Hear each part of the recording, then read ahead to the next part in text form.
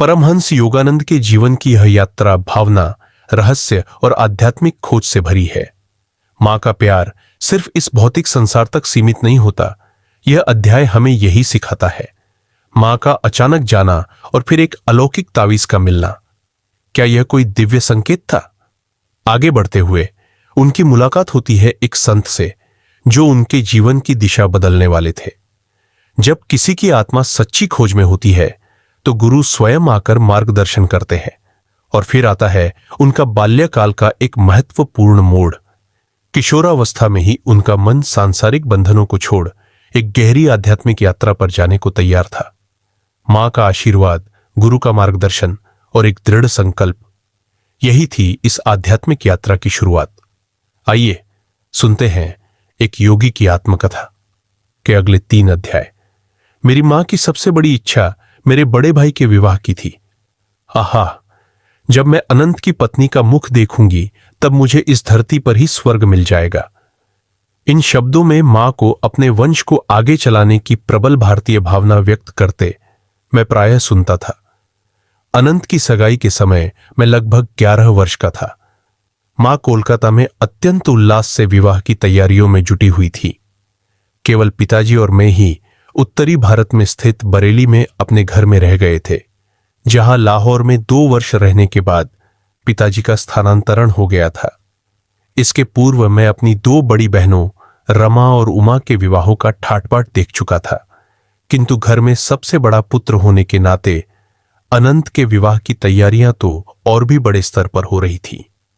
मां प्रतिदिन दूर दूर से कोलकाता पहुंचते सगे संबंधियों की आवभगत करने में व्यस्त थी। मां ने 50 एमहर्स्ट स्ट्रीट में लिए गए एक नए विशाल घर में उन सबके आराम पूर्वक ठहरने की व्यवस्था की थी। सारी तैयारियां पूरी हो चुकी थीं।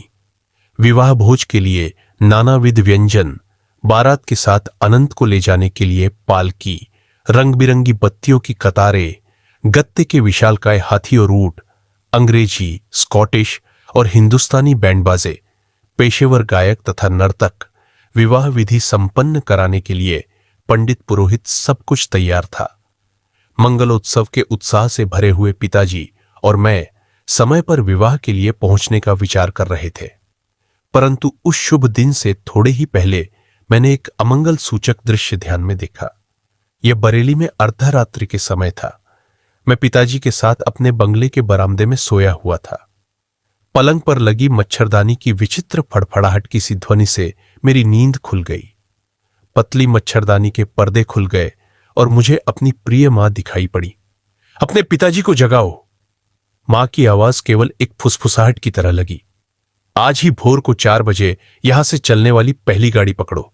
यदि मुझे देखना चाहते हो तो जल्दी करो। इसके बाद वह छाया मूर्ति अदृश्य हो गई। पिताजी, पिताजी, मां प्राण त्याग रही है। मेरे आर्त स्वर में व्याप्त भयाकुलता ने उन्हें तत्क्षण जगा दिया।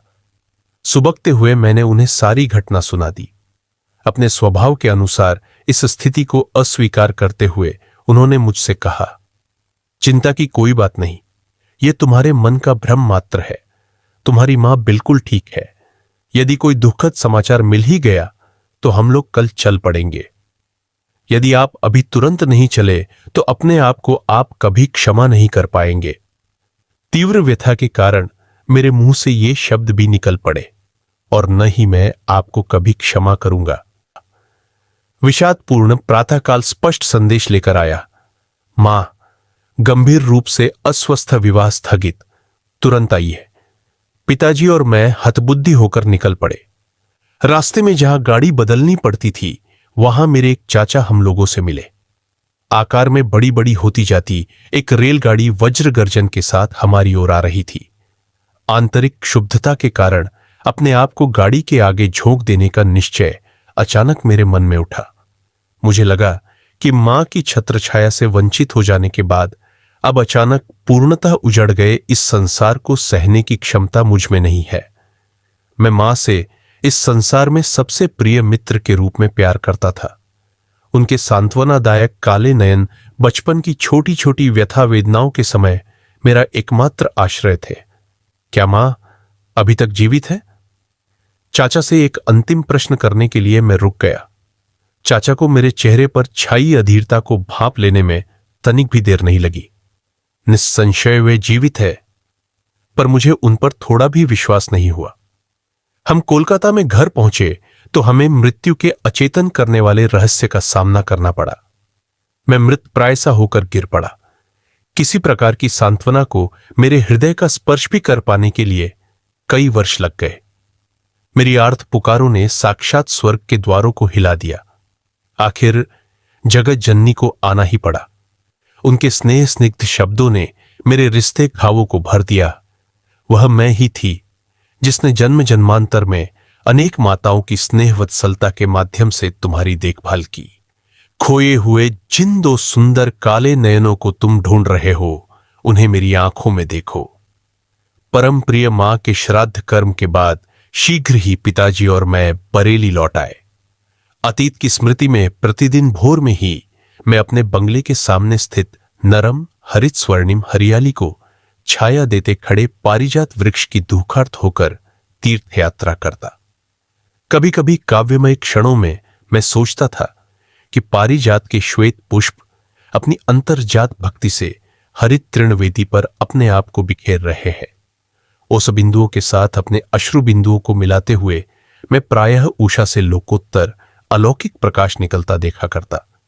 ईश्वर को पाने की तीव्र कसक से मैं तड़प उठता। हिमालय में चले जाने की प्रबल इच्छा मुझ में जाग उठी। मेरे एक चचेरे भाई हिमालय की पावन पर्वत श्रेणियों की यात्रा कर हमारे यहां बरेली आए। योगियों और स्वामियों के उस उच्च पर्वत निवास स्थान की कहानियां मैंने उनसे उत्सुकतापूर्वक सुनी। चलो हिमालय भाग चले। यह प्रस्ताव एक दिन मैंने बरेली में अपने मकान मालिक के पुत्र द्वारका प्रसाद के समक्ष रखा, परंतु वह ऐसे विचारों से सहमत नहीं था। उसने मेरे इस विचार से मेरे बड़े भाई को अवगत करा दिया, जो उसी समय पिताजी से मिलने के लिए वहां आए थे। एक छोटे बच्चे की इस अव्यवहारिक योजना को हंसकर टाल देने के बदले अनंत ने मेरा उपहास करने का निश्चय कर लिया। तुम्हारे गेरुए कपड़े कहां हैं? उनके बिना तो तुम स्वामी नहीं बन सकते। परंतु उनके इन शब्दों से मैं अबोधगम्य रूप से पुलकित हो उठा। उन शब्दों ने एक स्पष्ट चित्र मेरी दृष्टि के सामने खड़ा कर दिया कि मैं सन्यासी बनकर भारत भ्रमण कर रहा हूं। शायद उन शब्दों ने किसी पूर्व जन्म की स्मृतियों को जगा दिया था। चाहे जो बात हो, पर मुझे यह तो पता चल गया कि प्राचीन सन्यास परंपरा का गेरुआ वस्त्र मैं अत्यंत स्वाभाविक सहजता के साथ धारण कर सकूंगा। एक दिन द्वारका के साथ बातचीत करते हुए मैंने अनुभव किया कि हिमस्खलन के समान प्रचंड वेग से ईश्वर प्रेम की धारा मुझ में उतर रही है। इसके फलस्वरूप शब्दों का जो धारा प्रवाह मुझसे बहने लगा, उसकी ओर द्वारका का तो विशेष ध्यान नहीं था, पर मैं पूरे मन से अपने आप को सुन रहा था। उसी दिन दोपहर को मैं हिमालय की तलहटी में स्थित पहाड़ियों में बसे नैनीताल की ओर भाग गया। अनंत ने भी दृढ़ संकल्प के साथ मेरा पीछा किया और विवश होकर मुझे दुखी अंतःकरण के साथ बरेली वापस आना पड़ा। मुझे केवल एक ही तीर्थ यात्रा करने की अनुमति थी, और वह थी प्रतिदिन प्रातः की पारिजात वृक्ष की तीर्थ यात्रा। मेरा हृदय अपनी खोई हुई दोनों माताओं के लिए मूक रुदन करता रहा। एक मानवीय माता, दूसरी जगन माता। मां के स्वर्गवास से परिवार में जो रिक्तता उत्पन्न हो गई, वह कभी भरी नहीं जा सकती थी। अपने जीवन के लगभग 40 शेष वर्षों में पिताजी ने दूसरा विवाह नहीं किया। अपने बाल वृंद के माता पिता की कठिन भूमिका उन्होंने स्वयं ही स्वीकार कर ली, और इसके निर्वाह में वे हमारे साथ अधिक कोमल हृदय, अधिक मिलनसार बन गए। शांति और सूझबूझ के साथ ही वे विभिन्न पारिवारिक समस्याओं को हल करते। कार्यालय से आने के पश्चात वे किसी विरक्त की भांति अपने कक्ष में चले जाते और आनंदपूर्ण प्रशांति में क्रिया योग का अभ्यास करते। मां के स्वर्गवास के बहुत समय बाद मैंने ऐसी छोटी छोटी बातों का ध्यान रखने के लिए एक अंग्रेज परिचारिका को रखने का प्रयास किया, ताकि पिताजी को कुछ आराम मिल सके। परंतु पिताजी ने सिर हिला हिलाकर अपनी असहमति प्रकट की। तुम्हारी मां के साथ ही मेरी सेवा का अंत हो गया। आजीवन एक पत्नी परायणता के भाव में उनकी आंखें खो गई। मैं किसी भी अन्य स्त्री की सेवा ग्रहण नहीं करूंगा। मां के गुजर जाने के 14 महीने बाद मुझे ज्ञात हुआ कि वह मेरे लिए एक महत्वपूर्ण संदेश छोड़ गई है। उनके अंतिम समय अनंतदा उनके पास उपस्थित थे और उन्होंने उनके शब्दों को लिख लिया था।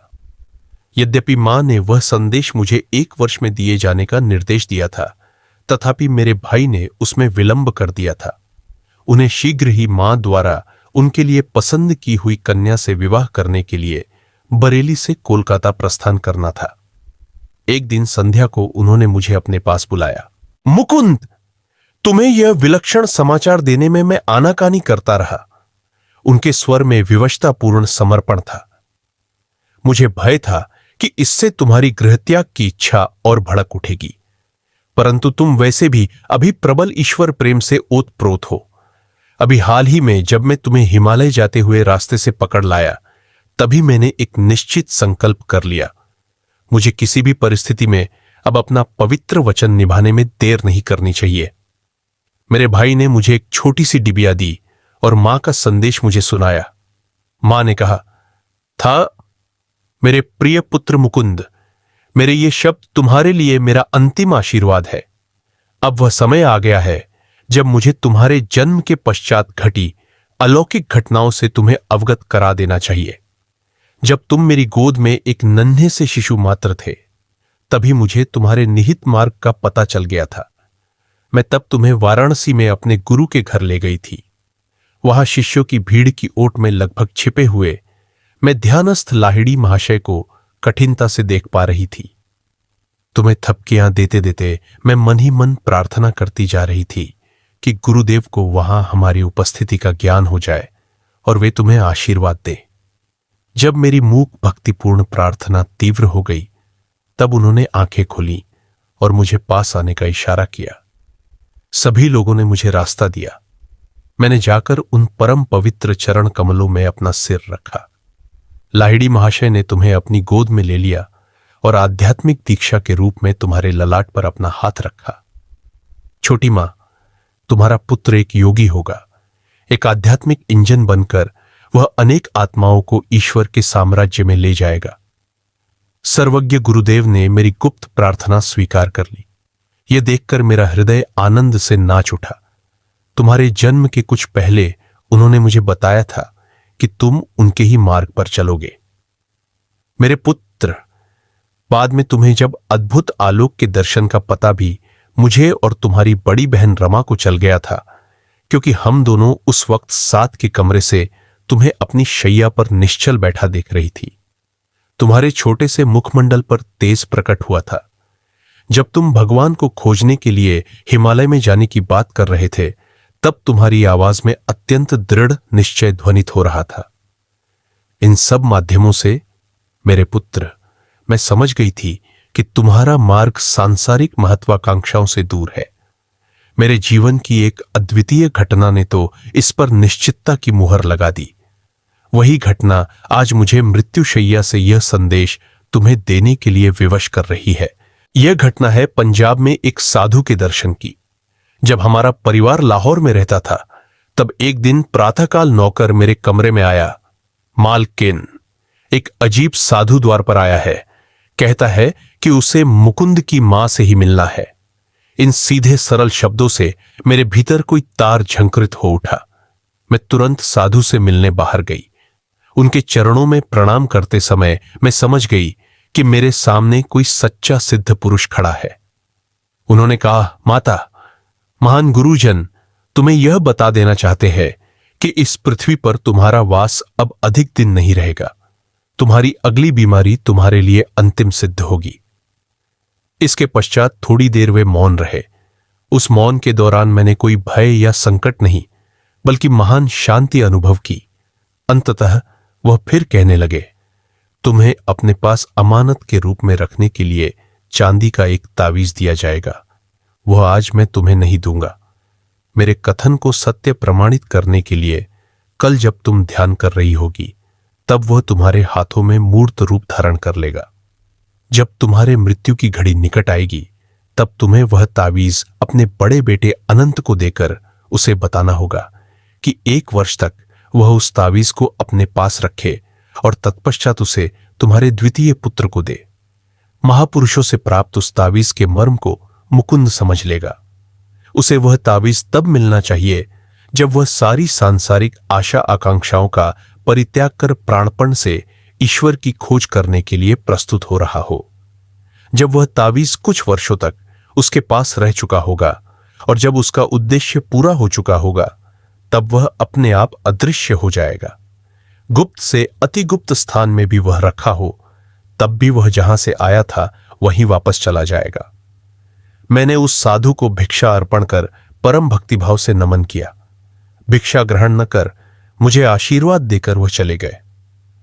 अगले दिन संध्या को जब मैं हाथ जोड़कर ध्यान में बैठी थी, तब चांदी का एक तावीज मेरी हथेलियों के बीच में प्रकट हो गया, जैसा साधु ने कहा था। उसके शीतल चिकने स्पर्श से मुझे उसके प्रकट होने का ज्ञान हो गया। मैंने 2 वर्षों से अधिक समय तक इसे सावधानी पूर्वक संभाल कर रखा और अब इसे अनंत के पास छोड़े जा रही हूं। मेरे लिए कोई शोक मत करना, क्योंकि मुझे मेरे गुरुदेव ईश्वर की गोद में पहुंचा देंगे। अच्छा मेरे बच्चे, अब मैं चलती हूं। जगन माता तेरी रक्षा करेंगी। तावीज मेरे हाथ में आते ही ज्ञान का उज्जवल प्रकाश मुझ पर छा गया। अनेक सुप्त स्मृतियां जागृत हो उठी। तावीज घोल दिखने में कुछ विचित्र सा और प्राचीन लगता था। उस पर संस्कृत के अक्षर खुदे हुए थे। मैं समझ गया कि इस जन्म के जीवन पट पर भी अदृश्य रूप से मेरा मार्गदर्शन करने वाले मेरे पूर्व जन्मों के गुरुओं ने इसे भेजा था। इसका एक और अधिक गहन अभिप्राय भी था, परंतु तावीज के भीतरी रहस्य का भेद खोल देना उचित नहीं होगा। मेरे जीवन की अत्यंत दुखद घटनाओं के बीच वह तावीज अंततः किस प्रकार अदृश्य हो गया और उसका अदृश्य होना किस प्रकार मेरे लिए गुरु लाभ का सूचक सिद्ध हुआ, इसका वर्णन इस प्रकरण में करने की आवश्यकता नहीं। किंतु हिमालय में जाने की अपनी चेष्टाओं में बार बार असफल किया गया। यह बालक तावीज के पंखों पर सवार होकर प्रतिदिन दूर दूर तक यात्रा कर लेता था। पिताजी, यदि मैं बिना किसी दबाव के घर लौटने का वचन दूं, तो क्या दर्शन यात्रा के लिए बनारस जा सकता हूं? मेरे यात्रा प्रेम में पिताजी शायद ही कभी बाधा बनते थे। मेरी किशोरावस्था में भी अनेक शहरों और तीर्थ स्थलों की यात्रा करने की अनुमति वे मुझे दे देते थे। साधारणतया मेरे साथ मेरे एक या अधिक मित्र होते। पिताजी द्वारा प्रदत्त प्रथम श्रेणी के पासों पर हम लोग आराम पूर्वक यात्रा करते। हमारे परिवार के खानाबदोश लोगों के लिए पिताजी का रेलवे अधिकारी का पद पूर्णतः संतोषप्रद था। पिताजी ने मेरे अनुरोध पर यथोचित विचार करने का वचन दिया। दूसरे दिन मुझे अपने पास बुलाकर उन्होंने बरेली से बनारस जाने आने का एक पास, 1 रुपये के कुछ नोट और 2 पत्र देते हुए कहा, मुझे बनारस के अपने मित्र केदारनाथ बाबू को एक कार्य के विषय में कुछ प्रस्ताव भेजना है। दुर्भाग्यवश उनके पते का कागज मैंने कहीं खो दिया है, परंतु मुझे विश्वास है कि हम दोनों के मित्र स्वामी प्रणवानंद की सहायता से तुम यह पत्र उन तक पहुंचा सकोगे। स्वामी जी मेरे गुरु भाई है। उन्होंने अति उन्नत आध्यात्मिक अवस्था प्राप्त कर ली है। उनके संग से तुम्हें भी लाभ होगा। यह दूसरा पत्र उन्हें तुम्हारा परिचय देगा। साथ में यह कहते हुए पिताजी की आंखें चमक उठी। याद रखो, अब फिर कभी घर से नहीं भागना, समझे? अपनी 12 वर्ष की आयु के उत्साह के साथ मैं निकल पड़ा। यद्यपि समय ने नवीन दृश्यों और अपरिचित व्यक्तियों से मुझे मिलने वाले आनंद में अभी भी कोई कमी नहीं आने दी है। बनारस पहुंचते ही मैं सीधे स्वामी जी के निवास स्थान की ओर चल पड़ा। सामने का द्वार खुला था।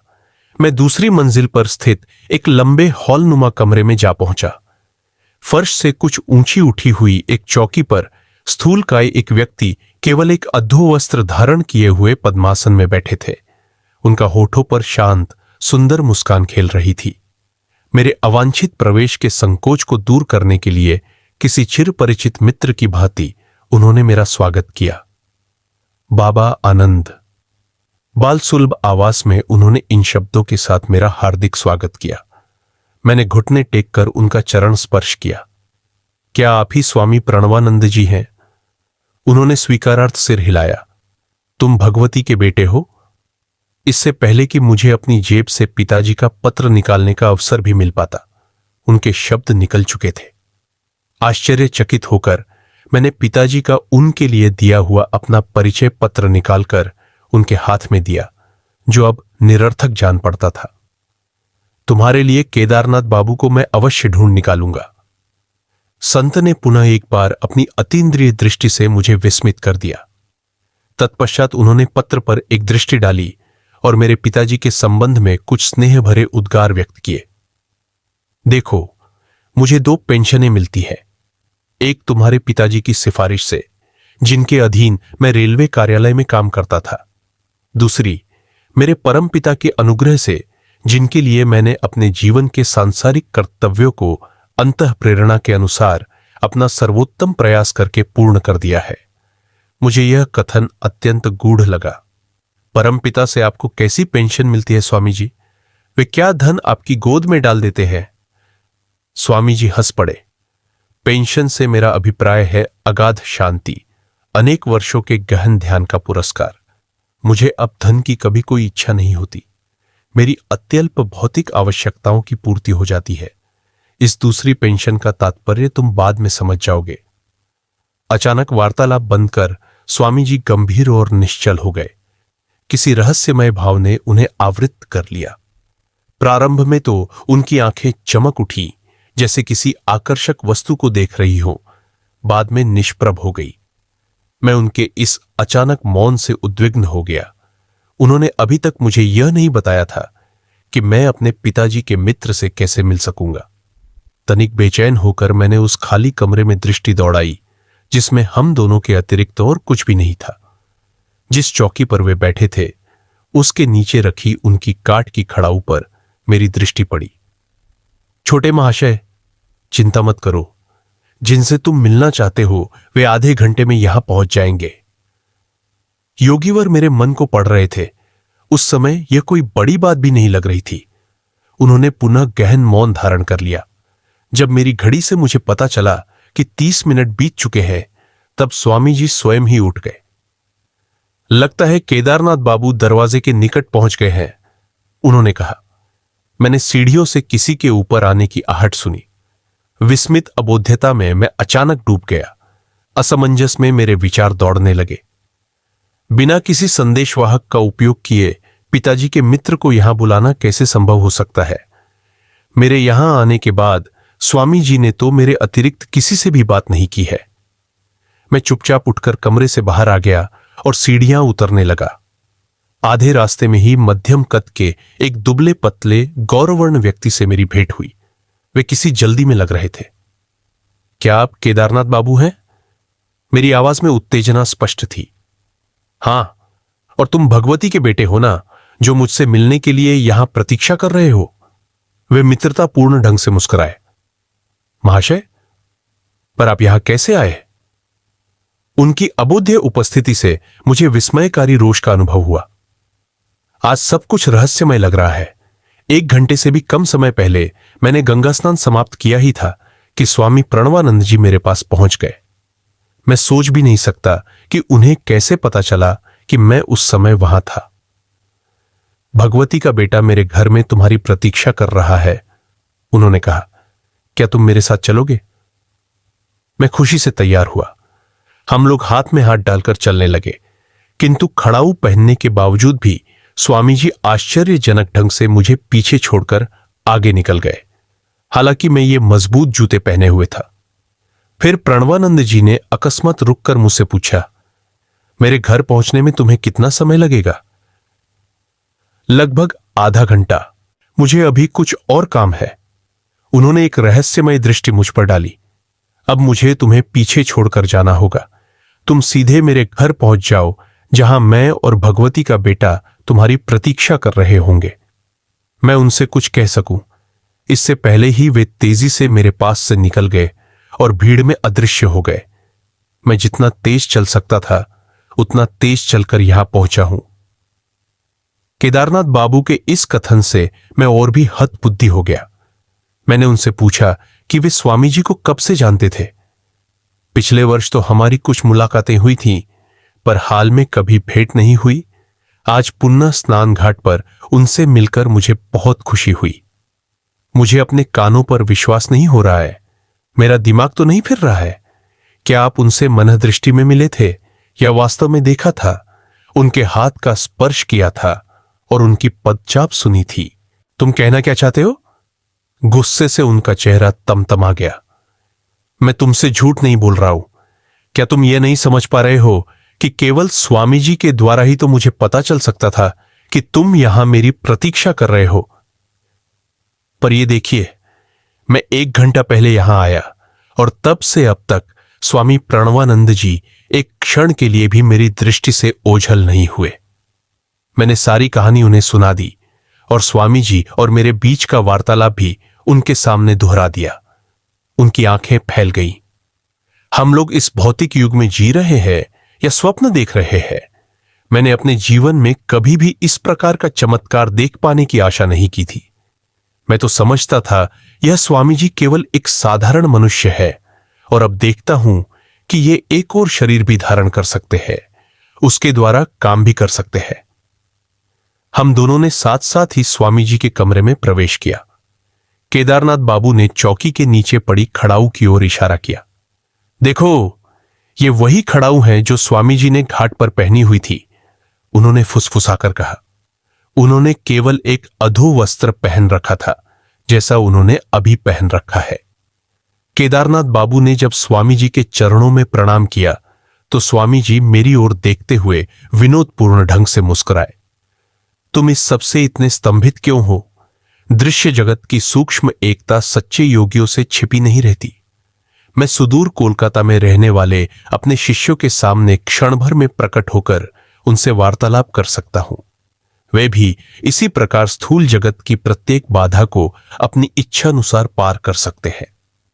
शायद मेरे बाल हृदय में आध्यात्मिक उत्साह जगाने के उद्देश्य से ही स्वामी जी अपने दूर श्रवण और दूरदर्शन के योगबल के बारे में मुझे बताने के लिए राजी हुए, परंतु उत्साह के बदले मुझे विस्मय युक्त भय का अनुभव हुआ। चूंकि मेरी ईश्वर खोज एक विशिष्ट गुरु श्री युक्तेश्वर जी के मार्गदर्शन में ही होनी तय थी, जिनसे मैं अब भी मिला भी नहीं था, अतः प्रणवानंद जी को अपना गुरु मानने की कोई प्रवृत्ति मेरे मन में नहीं उठी। मैंने यह सोचते हुए उनकी ओर सशंकित मन से देखा कि मेरे सामने बैठे हुए वे स्वयं ही थे या उनका प्रतिरूप था।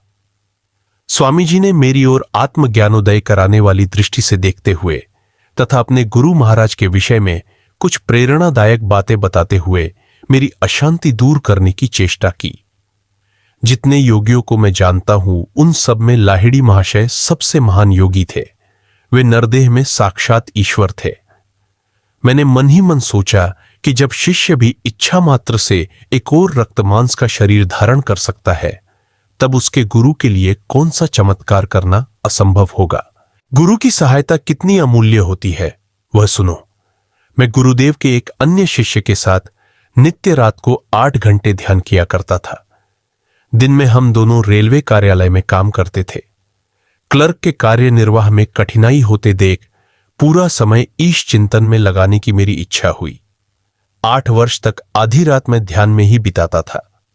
इस साधना के अद्भुत परिणाम मुझे प्राप्त होते थे। गहरी आध्यात्मिक अनुभूतियों से मन में ज्ञान का प्रकाश फैलता था, परंतु उस अनंत परम तत्व और मेरे बीच सदैव एक चीना पर्दा बना रहता था। अतिमानवी एकाग्रता और निष्ठा के साथ प्रयास करते रहने पर भी मैंने पाया कि परम निर्विघ्न एकात्मता से मैं वंचित हूं। एक दिन सायंकाल में लाहिड़ी महाशय की सेवा में उपस्थित हुआ और मध्यस्थता के लिए मैंने उनसे प्रार्थना की। हठपूर्वक सारी रात मैं उनसे आग्रह करता रहा। करुणा सागर गुरुदेव, मेरी आत्मा इतनी तड़प रही है कि मैं उस प्राण प्रिय परम प्रेमी के प्रत्यक्ष दर्शन बिना अब और जीवित नहीं रह सकता। तो मैं क्या कर सकता हूं? तुम्हें अधिक गहराई से ध्यान करना पड़ेगा। मैं आपसे प्रार्थना करता हूं, हे प्रभु, मेरे स्वामी, मैं आपको अपने समक्ष इस भौतिक शरीर में प्रकट देख रहा हूं। मुझे आशीर्वाद दीजिए कि आपके अनंत स्वरूप में मैं आपके दर्शन कर सकूं। लाहिड़ी महाशय ने आशीर्वाद मुद्रा में हाथ उठाते हुए कहा, तुम अब जाकर ध्यान करो। मैंने तुम्हारे लिए ब्रह्मा से प्रार्थना कर दी है। अपरिमित आनंद से उल्लसित होकर मैं घर लौटा। उस रात ध्यान में मुझे अपने जीवन के ज्वलंत चरम लक्ष्य की प्राप्ति हो गई। अब मुझे निरंतर वह आध्यात्मिक पेंशन मिल रही है। उस दिन से फिर कभी वह आनंदपूर्ण स्रष्टा माया के किसी पर्दे के पीछे छिपकर मेरी दृष्टि से ओझल नहीं हुआ। प्रणवानंद जी का मुखमंडल दिव्य तेज से दमक रहा था। एक अलौकिक शांति मेरे हृदय में प्रविष्ट हुई। सारा भय नष्ट हो गया। फिर स्वामी जी ने और एक गुप्त बात मुझे बताई। कुछ महीनों बाद मैं फिर लाहिड़ी महाशय के चरणों में उपस्थित हुआ और उनके असीम वरदान के लिए कृतज्ञता प्रकट करने का मैंने प्रयास किया। फिर मैंने दूसरी एक बात छेड़ी। दयानिधान गुरुदेव, मैं अब ऑफिस में काम नहीं कर सकता। कृपा करके मुझे मुक्त कर दीजिए। ब्रह्म मुझे निरंतर मदमस्त बनाए रखता है। अपनी कंपनी से पेंशन के लिए अर्जी करो। इतने अल्पकाल की नौकरी के बाद मैं पेंशन के लिए क्या कारण बता सकूंगा? जो मन में आए वही बता दो। अगले दिन मैंने पेंशन के लिए आवेदन दे दिया। डॉक्टर ने समय पूर्व पेंशन के लिए कारण पूछा। काम करते समय मेरी रीढ़ में मुझ पर काबू करने वाली कोई अत्यधिक तीव्र संवेदना उठती है। वह पूरे शरीर में फैल जाती है और फिर मैं अपने कर्तव्यों का निर्वाह करने में असमर्थ हो जाता हूं। और कोई प्रश्न किए बिना डॉक्टर ने पेंशन के लिए मेरे पक्ष में बहुत अच्छी सिफारिश लिख दी और मुझे शीघ्र ही पेंशन मिल गई। मैं जानता हूं कि डॉक्टर और तुम्हारे पिता सहित सब संबंधित रेलवे अधिकारियों के माध्यम से लाहिड़ी महाशय की दैवी इच्छा ही कार्य कर रही थी। उन लोगों ने लाहिड़ी महाशय के दैवी निर्देश का अपने आप ही पालन किया और मुझे अखंड ईश चिंतन के लिए मुक्त कर दिया। इस असाधारण रहस्योद्घाटन के उपरांत स्वामी प्रणवानंद जी दीर्घकाल तक मौन रहे। जब मैं भक्तिभाव से उनका चरण स्पर्श कर उनसे जाने के लिए अनुमति मांग रहा था, तब उन्होंने आशीर्वाद दिया। तुम्हारा जीवन संन्यास और योगमार्ग के लिए है। तुम्हारे पिताजी और तुम्हारे साथ मेरी फिर एक बार भेंट होगी। अनेक वर्षों के उपरांत ये दोनों ही भविष्यवाणियां सत्य सिद्ध हुई। छाते जा रहे अंधकार में केदारनाथ बाबू मेरे साथ साथ चल रहे थे। मैंने उन्हें पिताजी का पत्र दिया, जो उन्होंने सड़क पर लगी रोशनी के प्रकाश में पढ़ा। तुम्हारे पिताजी ने इसमें अपनी रेलवे कंपनी के कोलकाता कार्यालय में मुझे एक पद ग्रहण करने का प्रस्ताव दिया है। स्वामी प्रणवानंद जी को मिलने वाली पेंशनों में से कम एक पेंशन का अधिकारी हो पाना कितना सुखद होता, परंतु यह असंभव है। मैं बनारस छोड़कर नहीं जा सकता। खेद है कि एक साथ दो शरीर धारण करने का मेरा समय अभी नहीं आया है। कोई भी छोटा मोटा बहाना बनाकर अपनी कक्षा से बाहर निकल आओ और एक घोड़ा गाड़ी किराए पर ले लो। हमारी गली में ऐसी जगह आकर ठहरना जहां तुम्हें मेरे घर का कोई सदस्य न देख सके। हिगालय में गेरे साथ जाने की योजना बनाने वाले उच्च माध्यमिक विद्यालय के अपने सहपाठी अमर मित्र को मेरा यह अंतिम निर्देश था। अपने पलायन के लिए हम लोगों ने अगला दिन तय किया था। अनंतदा मुझ पर कड़ी दृष्टि रखते थे, इसलिए सावधानी बरतना आवश्यक था। उन्हें पूरा संदेह था कि मेरे मन में भाग जाने की प्रबल इच्छा है और वे मेरी योजना को विफल बनाने के लिए कृत संकल्प थे। तावीज चुपचाप अपना कार्य करता हुआ मेरे अंदर आध्यात्मिक उफान ला रहा था। मुझे आशा थी कि हिमालय में मुझे अपने वे गुरु मिल जाएंगे जिनका चेहरा प्रायः मुझे अपने अंतर्मन के दिव्य दर्शनों में दिखाई देता था। पिताजी का स्थायी रूप से कोलकाता में स्थानांतरण हो गया था और अब हमारा परिवार वहीं रह रहा था। पितृसत्ताक भारतीय परंपरा के अनुसार अनंतदा भी अपनी नववधू के साथ हमारे घर में रहने आ गए थे। वहां मैं अटारी पर स्थित एक छोटे से कमरे में नित्य ध्यान करके अपने मन को ईश्वर अनुसंधान के लिए तैयार कर रहा था। उस अविस्मरणीय दिन का उदय अमंगलकारी वर्षा के साथ हुआ। सड़क पर अमर की घोड़ा गाड़ी की आवाज सुनते ही मैंने जल्दी जल्दी एक कंबल में एक जोड़ा खड़ाऊ, 2 कॉपीन, एक झपमाला, लाहिड़ी महाशय की फोटो और भगवद गीता की एक प्रति बांध ली। ये पोटली मैंने तीसरी मंजिल की अपनी खिड़की से नीचे फेंक दिया।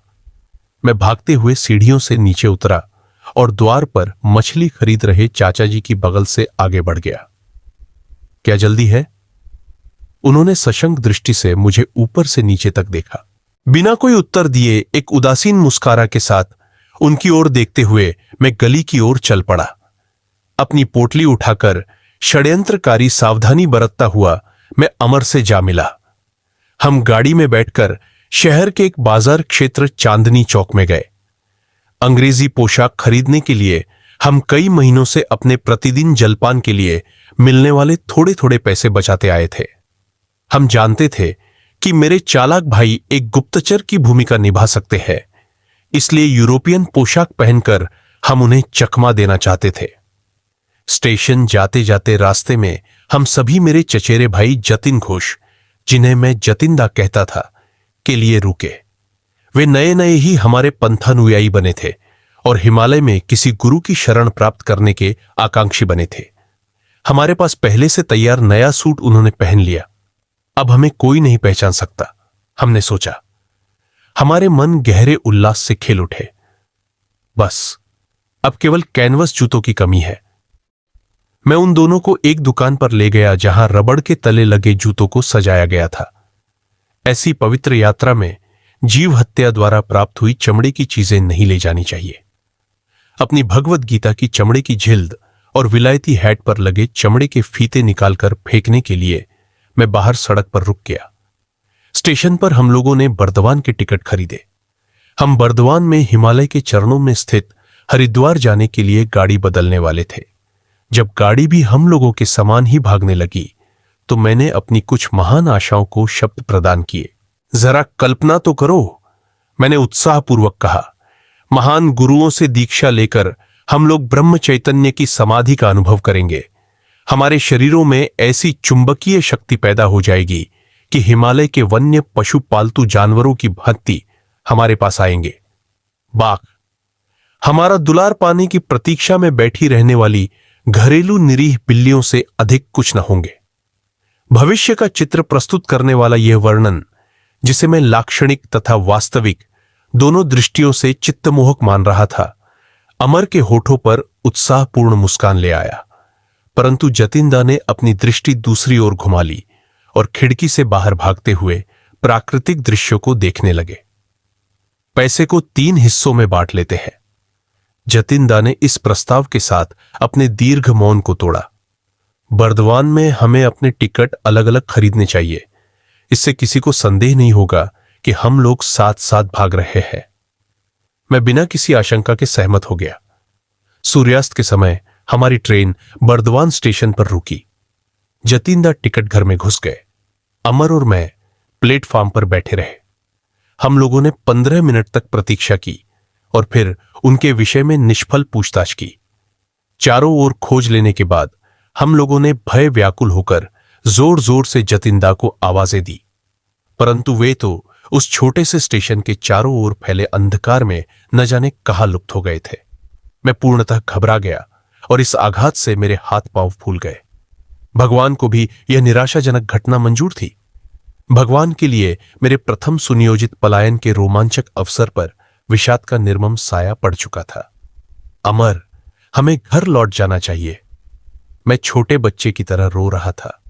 जतिनदा का निष्ठुर प्रयाण अनिष्ट सूचक संकेत है। विफल होना ही इस यात्रा की नियति है। यही है तुम्हारा ईश्वर प्रेम। एक विश्वासघाती साथी के रूप में ली गई छोटी सी परीक्षा को भी तुम सह नहीं सकते। अमर द्वारा इसे ईश्वरीय परीक्षा बताए जाने पर मेरा मन शांत हुआ। हमने बर्दवान के सुविख्यात सीता भोग और मोतीचूर का नाश्ता किया। कुछ ही घंटों में हम बरेली होकर हरिद्वार जाने वाली गाड़ी में बैठ गए। अगले दिन मुगल सराय में हमने गाड़ी बदलते हुए। जब हम प्लेटफॉर्म पर प्रतीक्षा कर रहे थे, तब हमने एक महत्वपूर्ण विषय पर विचार विमर्श किया। अमर, संभव है कि शीघ्र ही हमें रेलवे अधिकारियों की गहरी पूछताछ का सामना करना पड़े। मैं अपने भाई की चतुरता को कम महत्व नहीं देता। परिणाम चाहे जो भी हो, मैं झूठ नहीं बोलूंगा। मुकुंद, मेरा तुमसे इतना ही अनुरोध है कि तुम चुप रहना। मैं जब उनसे बात करूं तो तुम मुस्कुराना या हंसना नहीं। इतने में ही एक यूरोपियन रेलवे अधिकारी मेरे पास आया। उसने एक तार पत्र हिलाकर मुझे दिखाया, जिसका आशय मैं तुरंत समझ गया। क्या तुम लोग गुस्से में घर से भाग रहे हो? जी नहीं। मैं प्रसन्न था कि उसके चुने हुए शब्दों ने मुझे सुस्पष्ट उत्तर देने की अनुमति दे दी। मैं जानता था कि क्रोध नहीं बल्कि दैवी वैराग्य मेरे इस अस्वाभाविक व्यवहार का कारण था। फिर वही अधिकारी अमर की ओर मुड़ा। उन दोनों के बीच बुद्धि चातुर्य का जो द्वंद्व हुआ, उसे सुनते हुए निर्विकार गांभीर्य बनाए रखने के अनुरोध का पालन करना मेरे लिए कठिन से कठिनतर होता गया। अधिकारी ने अपनी आवाज में अपने अधिकार को पूरी तरह ध्वनित करते हुए पूछा, तीसरा लड़का कहां है? चलो सच बोलो।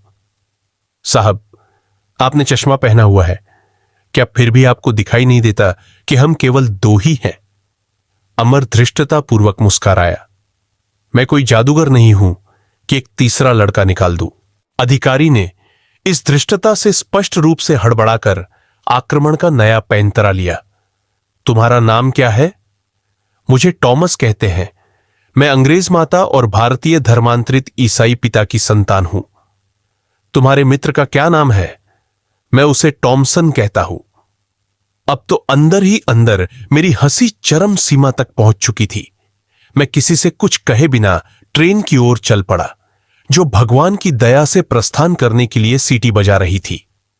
अमर भी उस अधिकारी के साथ मेरे पीछे पीछे ही चला आया, जो अब उसकी बातों पर इतना विश्वास करने लगा था कि उसने शिष्टतापूर्वक हमें यूरोपियन लोगों के लिए निर्धारित डिब्बे में आराम से बिठा दिया।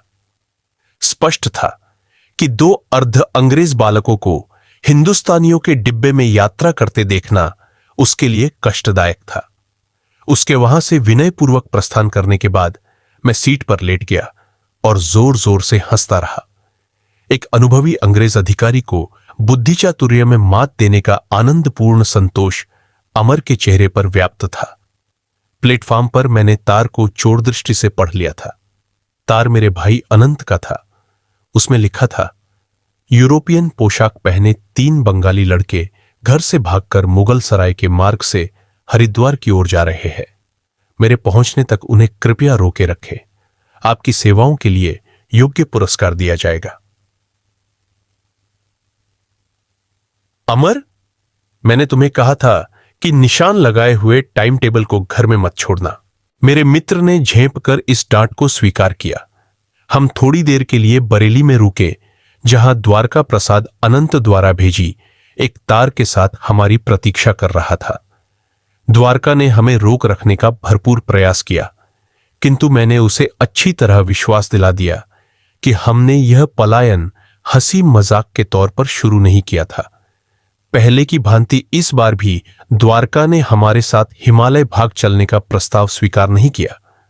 उसी रात जब हमारी गाड़ी एक स्टेशन पर खड़ी हुई थी और मैं अर्धनिद्रित अवस्था में था, तब पूछताछ करते एक और अधिकारी ने आकर अमर को जगा दिया। वह भी टॉमस और टॉमसन नामों के इंद्रजाल में फंस गया। भोर होते होते गाड़ी ने हमें सफलतापूर्वक हरिद्वार पहुंचा दिया। हमें अपनी ओर बुलाते गौरवशाली पर्वत कुछ दूरी पर अस्पष्ट दिखाई दे रहे थे।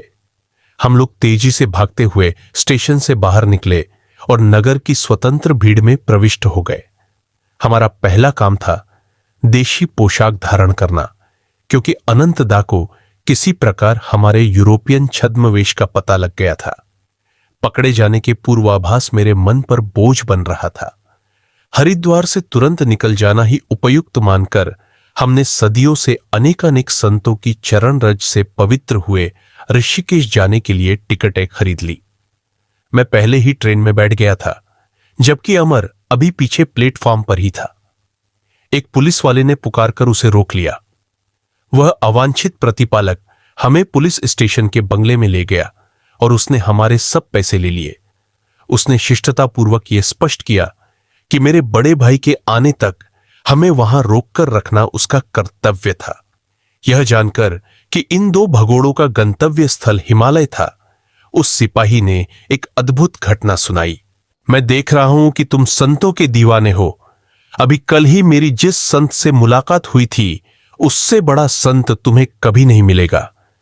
मेरे एक सहयोगी और मैं उनसे पहली बार 5 दिन पहले मिले थे। एक विशिष्ट हत्यारे की तीव्र खोज में हम गंगा के पास गश्त लगा रहे थे। उसे जिंदा या मुर्दा पकड़ने का हमें आदेश था। उसके बारे में हमें सिर्फ यह ही झात था कि तीर्थयात्रियों को लूटने के लिए वह साधु का छद्मवेश धारण कर घूम रहा है। अपने सामने थोड़ी ही दूरी पर हमने एक आकृति देखी जो उस अपराधी के वर्णन से मिलती जुलती थी। जब वह हमारे आदेश पर नहीं रुका तो उसे पकड़ने के लिए हम लोग दौड़े। उसके पीछे पहुंचकर मैंने उस पर पूरी शक्ति से फरसे का वार कर दिया। उसका दाहिना हाथ कटकर उसके शरीर से लगभग पूर्णतः अलग हो गया। आश्चर्य यह है कि किसी प्रकार की कोई आवाज निकाले बिना और उस भयंकर घाव पर दृष्टि भी डाले बिना वह अजनबी अपनी तेज गति से चलता ही रहा। जब हम लपक कर उसके सामने खड़े हो गए तो उसने शांत भाव से कहा, जिस हत्यारे की तुम्हें तलाश है वह मैं नहीं हूं। यह देखकर मुझे गहरा आघात लगा कि मैंने दिव्य पुरुष से दिखने वाले एक संत के शरीर को घायल कर दिया था। मैं उनके चरणों में साष्टांग लौट गया और कातर स्वर में क्षमा याचना करने लगा तथा तेजी से निकलते खून की धार को रोकने के लिए मैंने अपनी पगड़ी का कपड़ा उन्हें दिया। बेटा, तुम्हारी भूल स्वाभाविक ही थी, उस महापुरुष ने मेरी ओर दया और स्नेह से देखते हुए कहा। जाओ और पश्चाताप मत करो, परम प्रिय जगन माता मेरी देखभाल कर रही है। उन्होंने अपनी लटकती भुजा को पकड़कर उसके स्थान पर लगाया और चमत्कार, वह जुड़ गई और आश्चर्यजनक रूप से रक्त प्रवाह भी तुरंत बंद हो गया। 3 दिन बाद मुझसे उस पेड़ के नीचे आकर मिलो, तुम मुझे पूर्णतः स्वस्थ पाओगे। इस प्रकार तुम्हें पश्चाताप नहीं रहेगा। कल ही मैं अपने सहयोगी के साथ वहां गया था। वह संत वहीं थे और उन्होंने हमें अपनी बाह का निरीक्षण करने दिया। वहां पर न तो घाव का कोई चिन्ह था, न ही चोट का कोई लक्षण। मैं ऋषिकेश होते हुए हिमालय के निर्जन प्रदेशों में जा रहा हूं।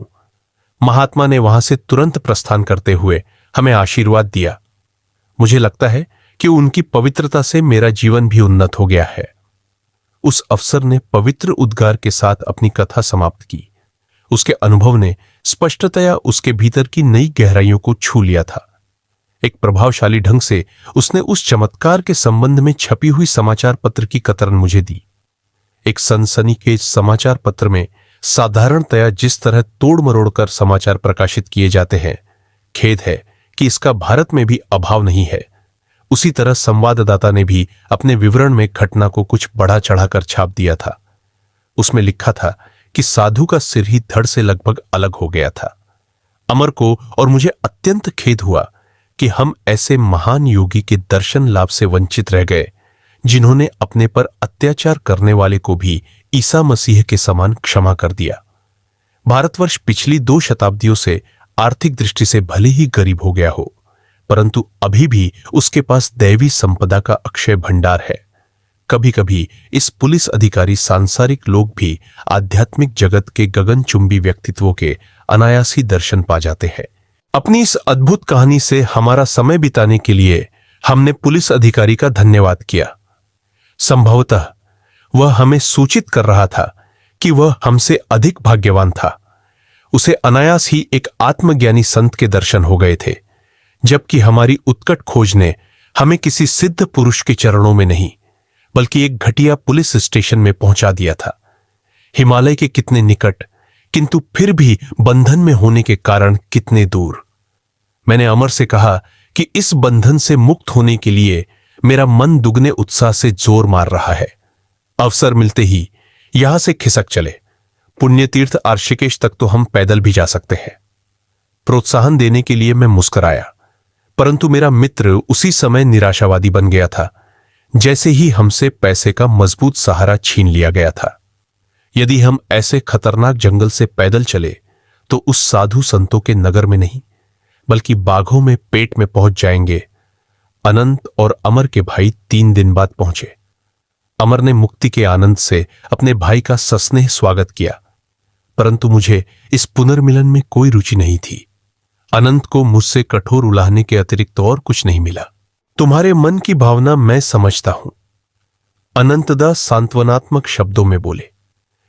मैं तुमसे केवल इतना ही चाहता हूं कि तुम एक बार मेरे साथ बनारस चलो, वहां एक विशिष्ट संत से मिल लो और वहां से फिर कुछ दिनों के लिए दुखित पिताजी से मिलने कोलकाता चले जाओ। उसके बाद तुम यहां अपने गुरु की खोज पुनः आरंभ कर सकते हो। यहां पर अमर हमारे वार्तालाप में टपक पड़ा। उसने कहा कि मेरे साथ पुनः हरिद्वार आने का उसका कोई इरादा नहीं है।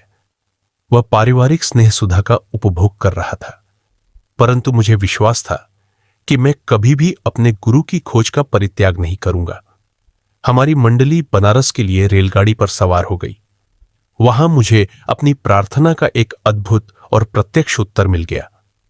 अनंतदा ने पहले से ही एक कौशलपूर्ण व्यूहरचना कर रखी थी।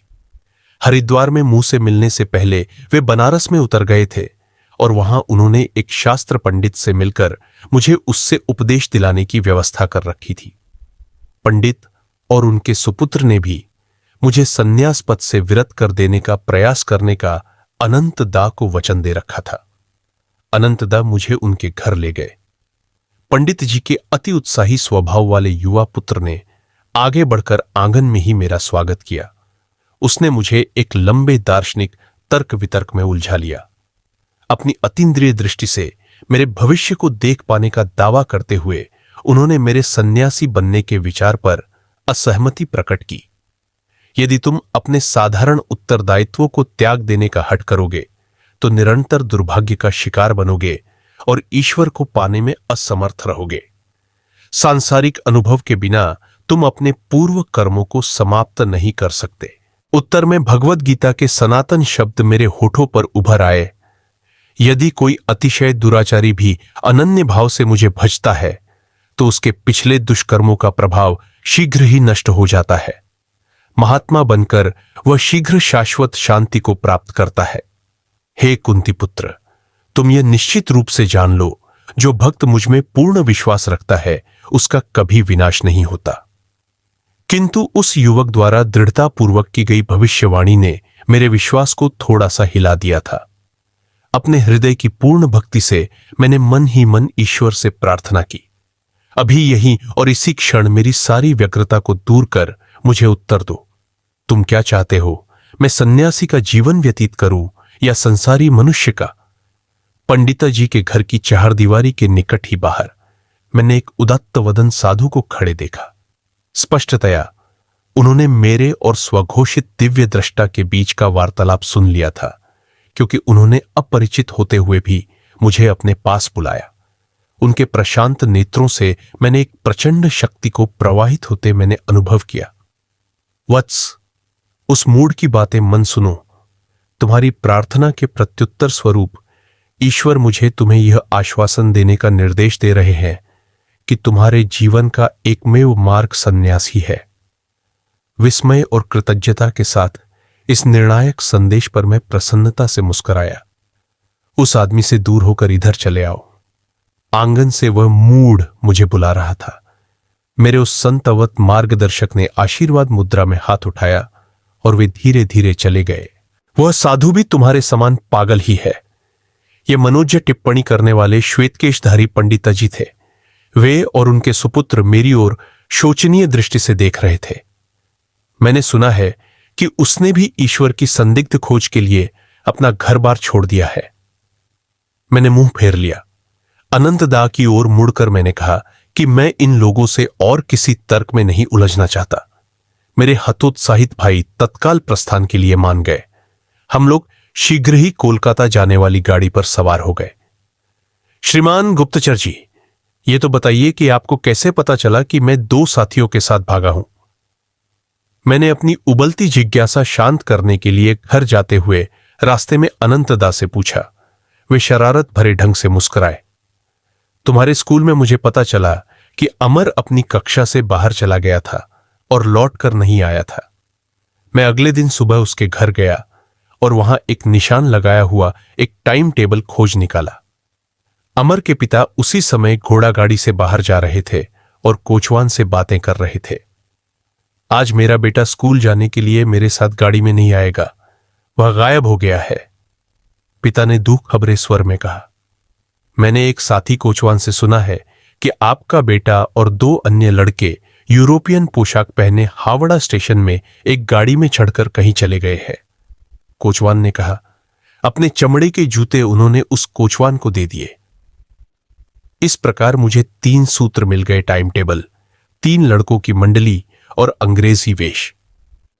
अनंतदा के रहस्योद्घाटनों को मैं हंसी और खींच के मिले-जुले भावों के साथ सुन रहा था। कोचवान के प्रति हमारी उदारता कुछ अपात्र दान ही ठहरी। यह तो स्वाभाविक ही था कि मैंने अमर द्वारा टाइम टेबल में निशान लगाए गए शहरों के रेलवे अधिकारियों को तत्काल तार भेज दिए। उसने बरेली पर भी निशान लगाया था, इसलिए मैंने वहां तुम्हारे दोस्त द्वारका को तार भेज दिया था। कोलकाता में अपने पड़ोस में पूछताछ करने पर मुझे पता चला कि हमारे चचेरे भाई जतिंदा एक रात के लिए गायब रहे, पर दूसरे दिन सुबह ही अंग्रेजी वेश में वापस आ गए थे। मैंने उन्हें खोजा और भोजन पर निमंत्रित किया। उन्होंने मेरे मैत्रीपूर्ण व्यवहार से निशंक होकर निमंत्रण स्वीकार किया। रास्ते में संदेह रहित ढंग से मैं उन्हें एक पुलिस स्टेशन में ले गया। वहां उन्हें अनेक पुलिस अधिकारियों ने घेर लिया, जिन्हें मैंने उनकी डरावनी सूरत के कारण पहले से ही चुन रखा था। उनकी भयावह दृष्टि के आगे जतिंदा अपने रहस्यात्मक व्यवहार का स्पष्टीकरण देने के लिए तैयार हो गए।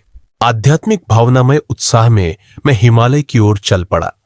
उन्होंने कहा, सिद्ध महात्माओं के दर्शनों के विचार ने मेरे अंतःकरण को प्रेरणा से भर दिया था, परंतु जैसे ही मुकुंद ने कहा, हिमालय की गुफाओं में जब हम समाधि में बैठ जाएंगे, तब बाघ भी वशीभूत होकर हमारे इर्द गिर्द पालतू बिल्लियों की भांति बैठेंगे, तो मेरा सारा जोश ठंडा हो गया और ललाट पर पसीने की बूंदें झलकने लगी। मैंने सोचा, तब क्या होगा यदि हमारे योगबल से हिंस्त्र बाघों का स्वभाव नहीं बदल सका, तो क्या वे हमारे साथ घरेलू बिल्लियों का सा आचरण करेंगे? अपने मनश्चक्षु में मैंने पहले से ही स्वयं को किसी बाघ के पेट के बलात् अंतरवासी के रूप में देखा। वहां संपूर्ण शरीर के साथ एक ही बार में प्रवेश करके नहीं, बल्कि शरीर के विभिन्न हिस्सों की अनेक किस्तों में। जतिंदा के अदृश्य हो जाने के कारण जो मेरा क्रोध था, वह हंसी में बदल गया। उन्होंने मुझे जो संताप दिया था, उसका सारा मूल्य रेलगाड़ी में मिले लोटपोट करने वाले स्पष्टीकरण से चुकता हो गया। मुझे स्वीकार करना पड़ेगा कि मुझे इस बात से कुछ संतोष अवश्य हुआ कि जतिंदा भी पुलिस की खातिरदारी से नहीं बचे थे। अनंतदा, आप जन्मजात गुप्तचर है। मेरी विनोदपूर्ण दृष्टि पूर्णतः क्रोध रहित नहीं थी, और मैं जतिंदा से कहूंगा कि मुझे खुशी है कि वे विश्वासघात के किसी उद्देश्य से नहीं, जैसा कि प्रतीत होता था, बल्कि केवल आत्मरक्षा की सतर्क सहज प्रवृत्ति से प्रेरित हुए थे। कोलकाता में घर पहुंचने पर पिताजी ने अत्यंत मर्मस्पर्शी ढंग से मुझसे अनुरोध किया कि कम से कम उच्च विद्यालय की पढ़ाई पूरी कर लेने तक मैं अपने घूमते पांवों पर अंकुश लगाऊं। मेरी अनुपस्थिति में उन्होंने एक संतवत महात्मा पंडित स्वामी केवलानंद जी के नियमित हमारे घर आने की व्यवस्था की एक प्रेम पूर्वक योजना बनाई थी। ये अराशितुल्य महात्मा तुम्हारे संस्कृत शिक्षक होंगे, पिताजी ने विश्वस्त ढंग से घोषणा की। पिताजी को आशा थी कि वे मेरी आध्यात्मिक पिपासा एक विद्वान दार्शनिक से शिक्षा दिलाकर शांत कर देंगे, परंतु परिणाम रहस्यपूर्ण ढंग से उलटा हुआ। मेरे नवनियुक्त शिक्षक मुझे शुष्क बौद्धिक ज्ञान देने के बदले मेरी ईश्वराकांक्षा के अंगारों को हवा देने लगे। पिताजी को यह ध्यात नहीं था कि स्वामी केवलानंद जी लाहिड़ी महाशय के एक उन्नत शिष्य थे, उस अद्वितीय गुरु के सहस्त्रों शिष्य थे, जो उनकी अमोघ दैवी शक्ति के चुंबकीय प्रभाव से अपने आप उनकी ओर आकर्षित हो गए थे।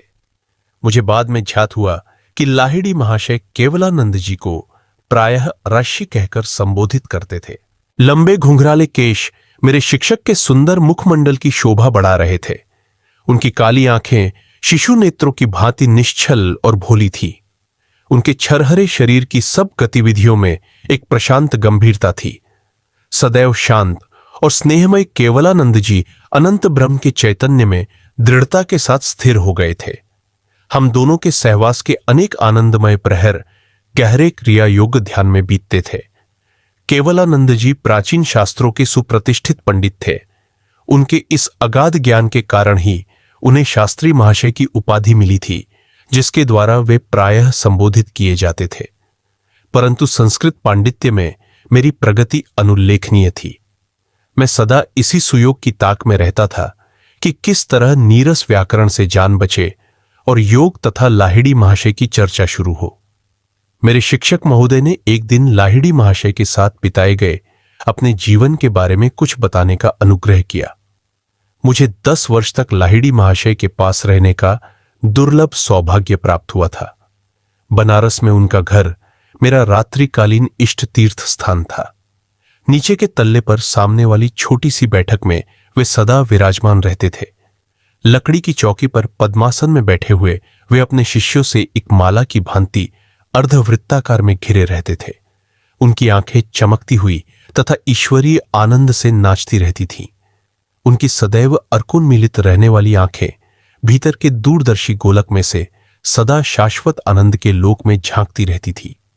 वे कदाचित ही अधिक समय के लिए बोलते थे।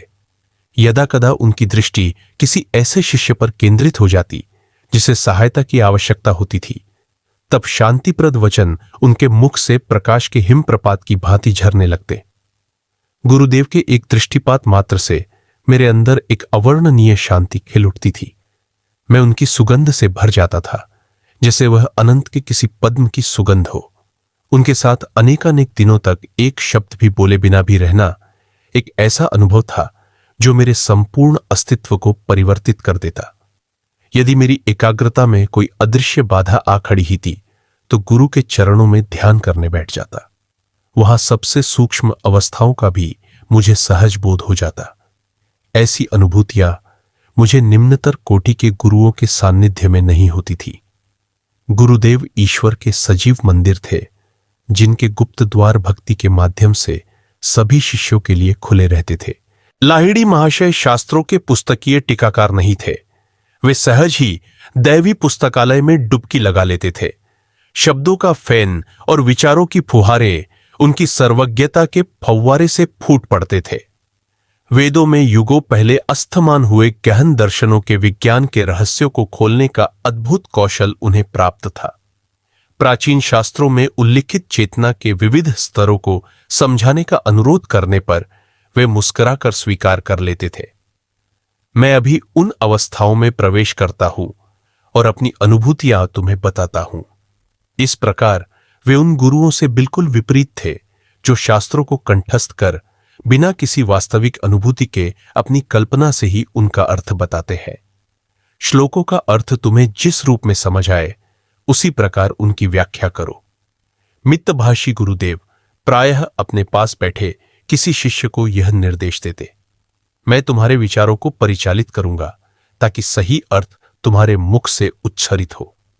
इस प्रकार लाहिड़ी महाशय की अनेक अनुभूतियों को उनके विभिन्न शिष्यों ने विस्तृत भाष्यों सहित लिपिबद्ध कर लिया। किसी बात पर आंख बंद कर विश्वास कर लेने की सलाह गुरुवर कभी नहीं देते थे। शब्द खोखले हैं, वे कहते थे। ईश्वर की उपस्थिति के दृढ़ विश्वास को ध्यान में अपने परमानंदमय संपर्क से प्राप्त करो। शिष्य की समस्या चाहे जो भी हो, उसके समाधान के लिए गुरुदेव क्रिया योग के अभ्यास का ही परामर्श देते थे। तुम्हारा मार्गदर्शन करने के लिए जब मैं इस शरीर में नहीं रहूंगा, तब भी इस यौगिक कुंजी का सामर्थ्य कम नहीं होगा। यह प्रविधि भव्य प्रेरणाओं की तरह जिल्द बांधकर अलमारी में रखकर भूल जाने की वस्तु नहीं है। क्रिया योग के माध्यम से अनवरत अपने मुक्ति पथ पर चलते जाओ। जिस क्रिया की शक्ति इसके अभ्यास में निहित है। मैं स्वयं क्रिया को मानव के अभी तक स्वतः प्रयास द्वारा अनंत ईश्वर की खोज के लिए विकसित साधनों में सबसे अधिक प्रभावशाली मानता हूं। केवलानंद जी ने इस उत्साहपूर्ण प्रमाण के साथ अपना कथन समापन किया। इसके अभ्यास से सभी मनुष्यों में छिपे सर्वव्यापी ईश्वर लाहिड़ी महाशय और उनके अनेक शिष्यों की देह में प्रत्यक्ष रूप में अवस्थित हुए प्रकट। ईसा मसीह की तरह एक चमत्कार लाहिड़ी महाशय द्वारा केवलानंद जी की उपस्थिति में हुआ। एक दिन उन्होंने वह कहानी मुझे सुनाई। सामने मेज पर पड़ी संस्कृत की पुस्तकों से हटी उनकी आंखें सुदूर कहीं लगी हुई थी। एक दृष्टिहीन शिष्य रामू के लिए मैं करुणार्द्रता अनुभव करने लगा। क्या उसकी आंखों की ज्योति कभी लौट कर नहीं आ सकती, जब वह इतनी श्रद्धा एवं निष्ठा के साथ हमारे गुरुदेव की सेवा कर रहा था, जिनमें ईश्वरत्व अपने पूर्ण तेज के साथ दीप्तिमान था। एक दिन सुबह मैं रामू से बात करना चाह रहा था, परंतु वह शांतिपूर्वक घंटों तक गुरुदेव पर पंखा झलता रहा। अंततः जब वह कमरे से बाहर निकला तो मैं उसके पीछे हो लिया। रामू, तुम कब से अंधे हो? जन्म से ही महाशय। मेरी आंखों को कभी भी सूर्य दर्शन का सौभाग्य प्राप्त नहीं हुआ। हमारे सर्वशक्तिमान गुरु तुम्हारी सहायता कर सकते हैं, एक बार उनसे प्रार्थना तो करो। अगले दिन रामू कुछ संकोच पूर्वक लाहिड़ी महाशय की सेवा में उपस्थित हुआ, किंतु अपने अतुल आध्यात्मिक ऐश्वर्य में शारीरिक संपदा को जोड़ने का अनुरोध करना उसे लगभग लज्जास्पद लग रहा था। गुरुदेव, ब्रह्मांड को प्रकाश देने वाला ईश्वर आप में विद्यमान है। मैं आपसे प्रार्थना करता हूं कि उसकी ज्योति मेरी आंखों को भी प्रदान करे ताकि मैं सूर्य के गौड़ तेज को देख सकूं। रामू, किसी ने मुझे कठिन परिस्थिति में डालने की योजना बनाई है। मेरे पास किसी को स्वस्थ करने की कोई शक्ति नहीं है। गुरुदेव, आप में विराजमान अनंत ईश्वर निश्चय ही मुझे स्वस्थ कर सकते हैं। यह तो सचमुच अलग बात है रामू। ईश्वर की कोई सीमा नहीं है। वह जो तारों को चमक देता है और शरीर कोशिकाओं में रहस्यमय प्राण शक्ति संचारित करता है, निश्चय ही वह तुम्हारे नेत्रों को भी ज्योति प्रदान कर सकता है। तत्पश्चात गुरुदेव ने रामू के माथे पर दोनों भौहों के बीच में स्पर्श किया। अपने मन को यहां केंद्रित रखो और 7 दिनों तक बारंबार राम नाम का जप करो। सूर्य का वैभव तुम्हारे लिए विशेष उषाकाल का दृश्य प्रस्तुत करेगा। और 1 सप्ताह में ठीक ऐसा ही हुआ। रामू ने प्रकृति के सुंदर रूप को प्रथम बार देखा। सर्वज्ञ गुरुदेव ने अपने शिष्य को राम नाम जपने का आदेश दिया, क्योंकि राम ही उसके इष्ट देवता थे। रामू के विश्वास ने भक्ति से जोती हुई जमीन का काम किया, जिसमें गुरुदेव का स्थायी रूप से स्वस्थ कर देने वाला शक्तिशाली बीज अंकुरित हो गया। केवलानंद जी ने क्षण भर मौन रहने के बाद गुरु के चरणों में एक और श्रद्धा सुमन अर्पित किया।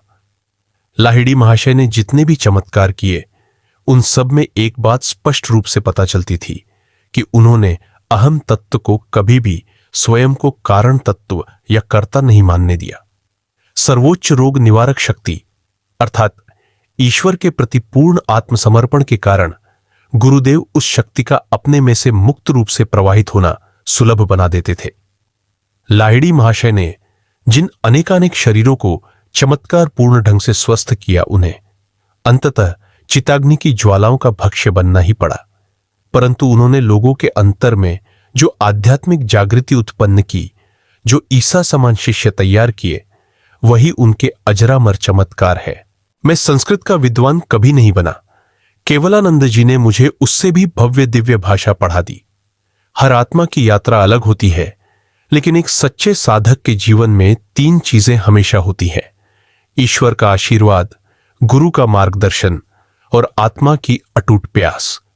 इन अध्यायों में हमने देखा कि कैसे मां का प्रेम मृत्यु से परे भी बना रहा, कैसे एक संत की भेंट ने जीवन की दिशा बदल दी, और कैसे एक किशोर हृदय सांसारिक बंधनों को तोड़कर सत्य की खोज में निकलने के लिए व्याकुल था। यह यात्रा अभी समाप्त नहीं हुई, यह तो बस एक शुरुआत है। आगे के अध्यायों में हम देखेंगे कि कैसे यह खोज और भी गहरी होती गई।